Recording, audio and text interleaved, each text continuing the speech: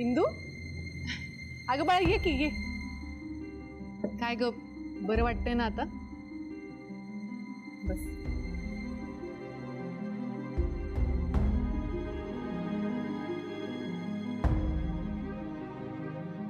ए थांब थांब थांब थांब.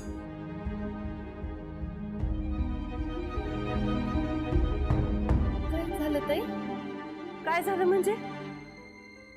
जेवणाआधी नवऱ्याचं नाव घ्यायचं आणि मग घास भरवायचा.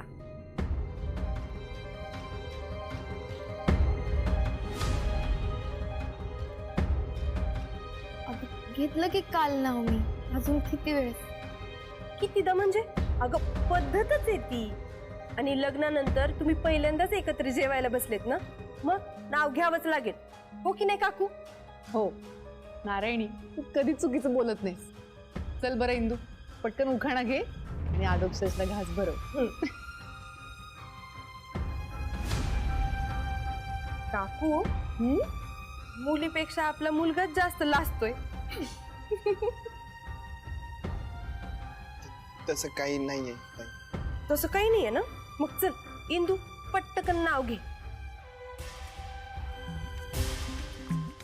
टाळ वाजे वाजे पखवाज, टाळ वाजे वाजे पखवाज, अधोक्षजरावांचं नाव घेते शकुंतला काकी आणि नारायणीताईच्या साक्षीने आज.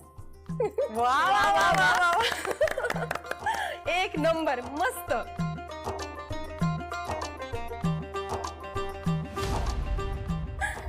बरं आता त्याला घास भरवायचा. चल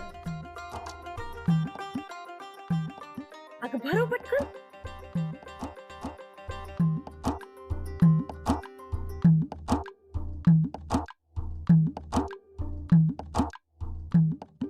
अगं इंदू चिमणीसारखा घास भरवणार आहेस का त्याला? हा,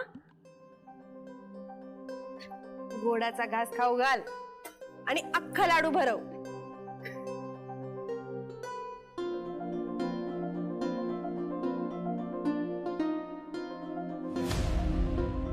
असं. सुशीला आत्या, तुम्ही काळजी करू नका. ह, आमचा मुलगा तुमच्या मुलीला पण खाऊ घालणार.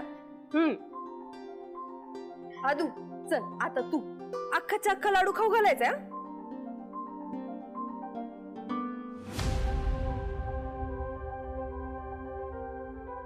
आदू अरे किती वेळ वाट बघतीये ती. चल भरव पटकन तिला.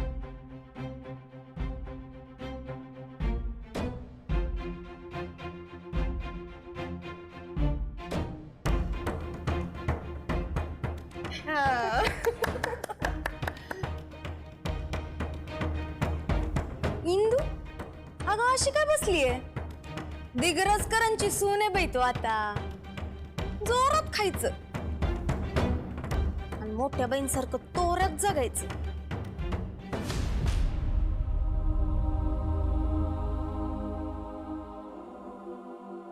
करिश्मा उग वाढीव बोलू नये.